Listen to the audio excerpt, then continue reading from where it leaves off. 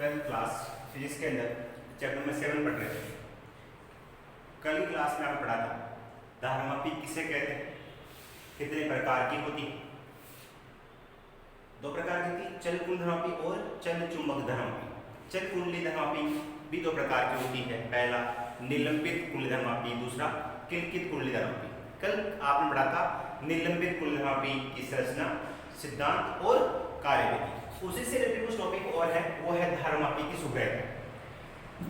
और यहाँ टॉपिक है क्या, धारामापी की सुग्रहता। बोर्ड एग्जाम में इसकी परिभाषा आती है कि धारामापी की सुग्रहता से क्या तात्पर्य है।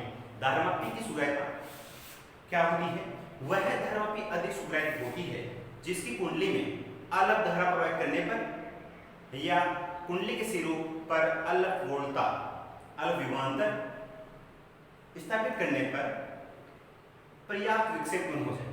वह धारामापी अधिक सुग्राह्य होती है जिसकी कुंडली में अलग धारा प्रवाहित करने पर या उनकी कुंडली के सिरों के मध्य अलग वोल्टा स्थापित करने पर कुंडली में पर्याप्त विक्षेप उत्पन्न हो जाए, वो धारामापी अधिक सुग्राही होती है। बात समझ में आएगी।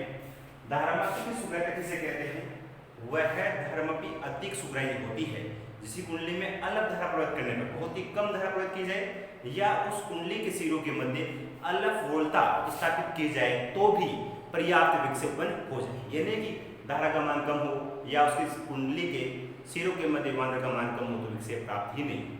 जब विक्षेप प्राप्त नहीं होगा तो धारामापी अधिक सुग्राही नहीं होगी। तो वह धारामापी अधिक सुग्राही होती है जिस कुंडली में अलग धारा प्रवाहित करने पर या कुंडली के सिरों के मध्य अलग विभवांतर स्थापित करने पर पर्याप्त विक्षेप उत्पन्न हो जाए। क्या कहलाएगा, धारामापी की सुग्राह्यता। अब धारामापी की सुग्राह्यता है वो भी दो प्रकार की होती है। पहला प्रकार आता है वो है धारा सुग्राह्यता। धारामापी की सुग्राह्यता है वो भी दो प्रकार की है। पहला है धारा सुग्रहिता, संकेत होता है इसका SI। धारा सुग्राह्यता फॉर्मूला है SI, धारा सुग्राह्यता SI is equal to 5/I। ये फॉर्मूला ध्यान रखेंगे, इससे परिभाषा बनाएंगे। धारा सुग्राह्यता SI इज इक्वल टू होता है 5/I। तो धारा सुग्राह्यता किसे कहते हैं, धारामापी में एकांक धारा मान के लिए प्राप्त विक्षेप। धारामापी में एकांक धारा मान के लिए प्राप्त विक्षेप धारा सुग्राह्यता कहलाता है। बात समझ में? धारा सुग्राह्यता किसे कहते हैं, धारामापी में एकांक धारा मान के लिए प्राप्त विक्षेप धारा सुग्राह्यता कहलाता है। धारामापी में एकांक धारा मान से प्राप्त विक्षेप को धारा सुग्राह्यता कहते हैं। क्या बताया, मैं लास्ट बता रहा हूं। धारा सुग्राह्यता धारामापी में एकांक धारा मान से प्राप्त विक्षेप धारा सुग्राह्यता कहलाता है। और इसका मात्रक क्या होगा, डिवीजन प्रति एम्पियर, या मैं कहूं भाग प्रति एम्पियर। डिवीजन प्रति एम्पियर या भाग प्रति एम्पियर, ठीक है। उसके बाद धारा सुग्राह्यता देखिए 5/I आपने पढ़ा था इसी के अंदर I इक्वल टू क्या, C/NAB into 5 is equal to K/5। ये धारा मापी की कार्यविधि, ठीक है। अब इससे 5/I निकाले तो 5/I is equal to NAB/C is equal to 1/K। ये फॉर्मूला किसका हो गया, धारा सुग्राह्यता। तो इसमें क्या है, धारा सुग्राह्यता का मान किस प्रकार से बढ़ा सकते हैं, कुंडली में फेरों की संख्या, N क्या होता है, कुल फेरों की संख्या। कुंडली में फेरों की संख्या बढ़ा करके धारा सुग्राह्यता को बढ़ाया जा सकता है। कुंडली में N को बढ़ा करके धारा सुग्राह्यता को बढ़ाया जा सकता है। तो आपने पढ़ा इसके अंदर धारामापी की सुग्राह्यता किसे कहते हैं। उसके बाद में पहला धारा सुग्राह्यता। नंबर 2 पॉइंट आता है वोल्टा सुग्राह्यता। वोल्टा सुग्राह्यता संकेत होगा इसका SV is equal to 5/V। ये फॉर्मूला होगा इसका, SV इक्वल टू 5/V। परिभाषा क्या हो जाएगी, धारमापी के टर्मिनल्स के मध्य एकांक विभवांतर लगाने पर उत्पन्न विक्षेप, धारमापी के टर्मिनल्स के मध्य एकांक विभवांतर लगाने पर उत्पन्न विक्षेप वोल्टा सुग्राह्यता कहलाता है। उसके बाद में V equal to I R के सामने G होगा V equal to G I, V equal to G I, V equal to I R के सामने G क्या है? धारमापी का प्रतिरोध। ये मान अगर मैं यहाँ रखता हूँ तो S V is equal to हो जाएगा 5/G, 5/G। मैं कहूँ 1/G into 5/I, 1/G 5/I, 1/G। देखिए आप 5/I की वैल्यू क्या है?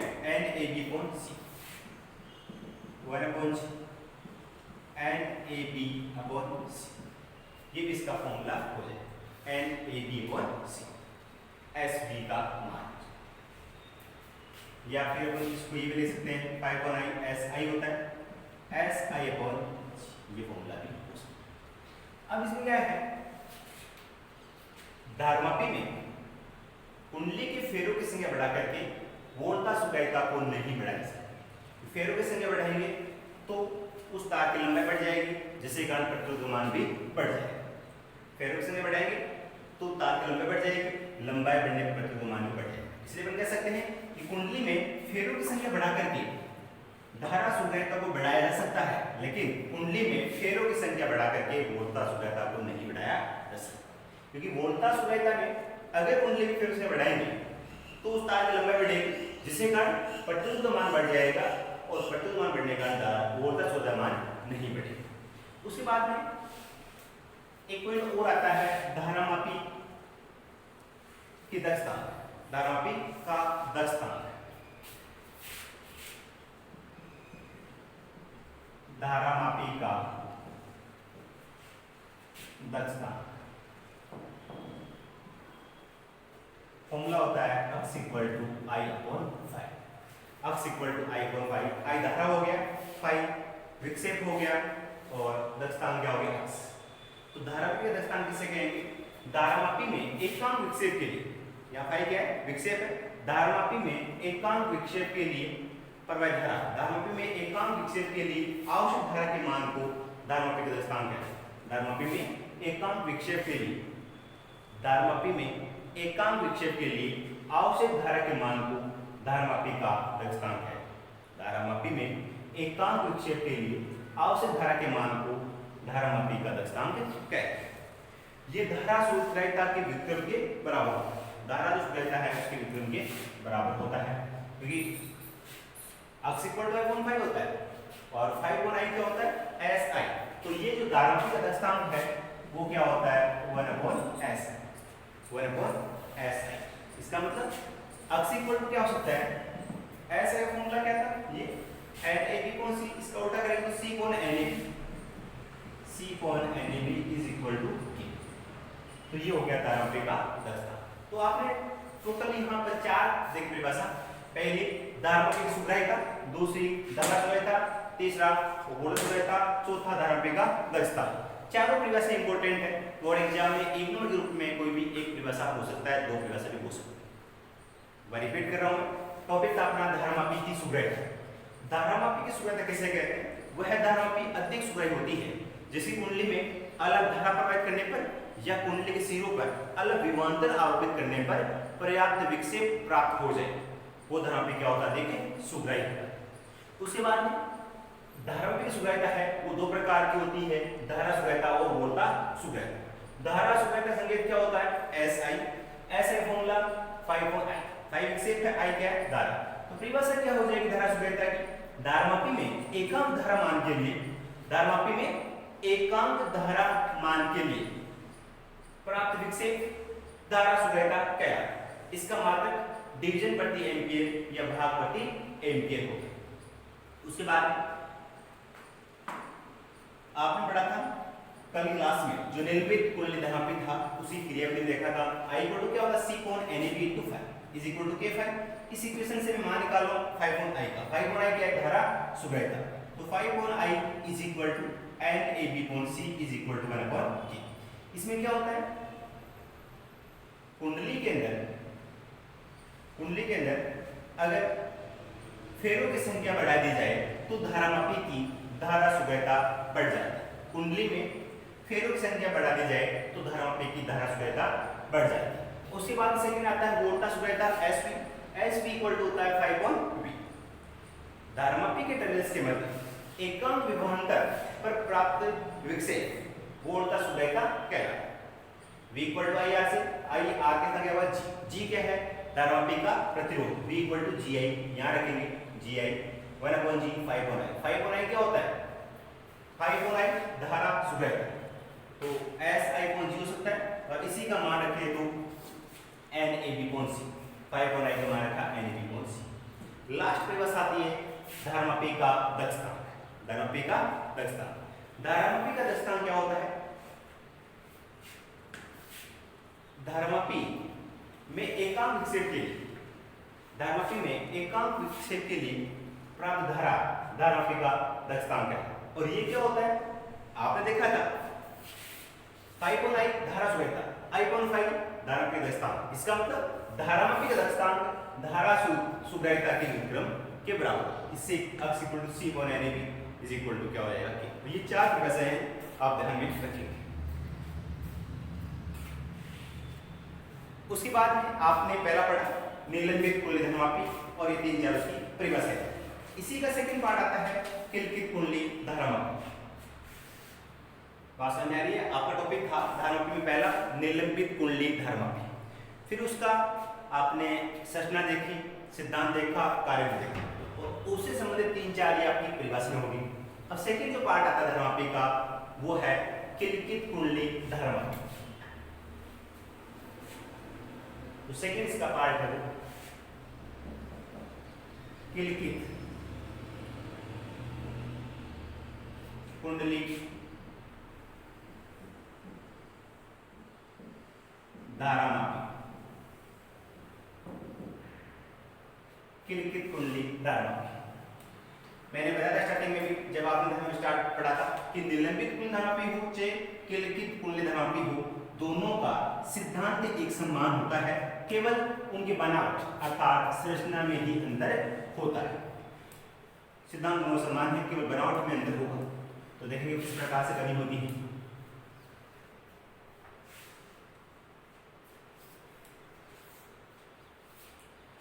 किलकित कुंडली धारामापी है, इसकी बनावट के लिए सबसे पहले एक बेलन होता है नर लोहे,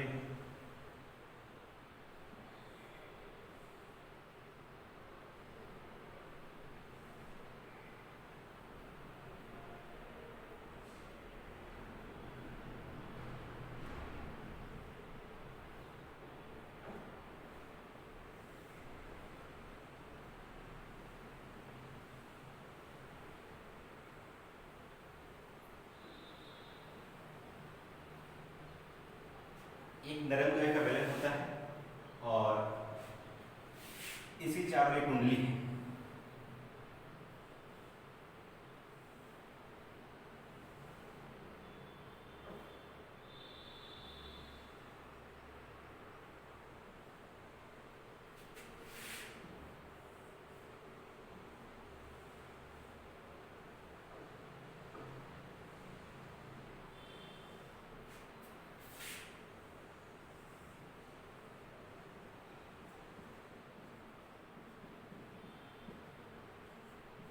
एक कुंडली है, इस कुंडली में एक बेलन रखा हुआ, और इसके चारों ओर अवतल आकृति के दो ध्रुव होते हैं, एक तो हो गया N और दूसरा हो गया S,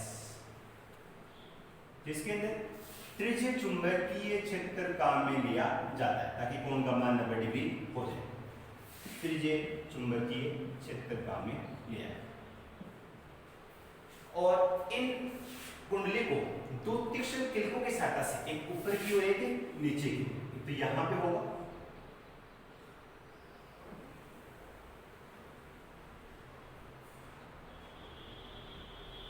एक नीचे की ओर।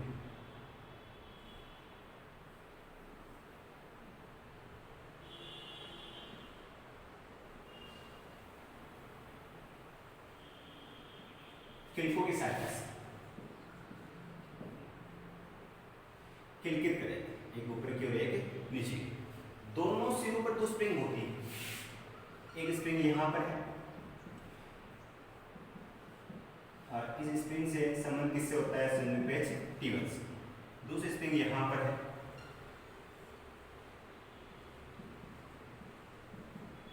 इसका संबंध संयोजक पेच T2 से।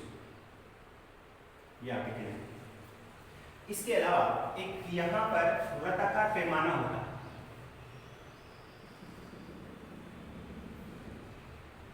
ये 0 हो गया, 10 हो जाएगा, 20 और 30, 10, 20, 30। एक एल्यूमिनियम का संकेतांक होता है वृत्ताकार पैमाने पर घूमने। तो ये आपकी बनावट होगी किसकी, किलकित कुंडली धर्मापी। तो किलकित कुंडली धर्मापी में क्या होता है, एक कुंडली होती है जिसमें नरम लोहे का बेलन होता है जिसे क्रोड कहते हैं। किलकित कुंडली धर्मापी में एक कुंडली होती है जिसमें नरम लोहे का बेलन होता है जिसे क्रोड कहते हैं। और ये जो आपकी कुंडली है ये दो तीक्ष्ण किलकों, एक यहाँ पर है एक यहाँ पर, दोनों तीक्ष्ण किलकों की सहायता से किलकित किया, मतलब इसके बीच में इसको फिक्स किया। किसको, इस कुंडली को दोनों किलकों के मध्य फिक्स किया और इनके दोनों सिरों पर दो स्प्रिंग जुड़ी होती है और इनका संबंध पहली स्प्रिंग का संयोजक पेच T1 से होता है, दूसरी का संबंध संयोजक पेच T2 से होता है। इसके अलावा इसमें अवतल आकृति के दो चुंबकीय ध्रुव N और S होते हैं जो कि त्रिज्यीय चुंबकीय क्षेत्र उत्पन्न करते हैं। कुंडली में उत्पन्न विक्षेप को पढ़ने के लिए एक वृत्ताकार पैमाना होता है जिस पर एल्यूमिनियम का संकेतांक होता है, जिसके द्वारा आसानी से इसको पैमाना है उसको अपन पढ़ लें। और इस धारामापी का एक नाम और है, वो है वेस्टर्न धारामापी। वेस्टर्न धारामापी बात समझ आई। आपका दूसरा धर्म प्रकार था किलकित कुंडली धर्मापी। सिद्धांत दोनों का समान है क्योंकि बनावट का अंतर है। अपन देखेंगे किलकित कुंडली धर्मापी बनावट क्या है।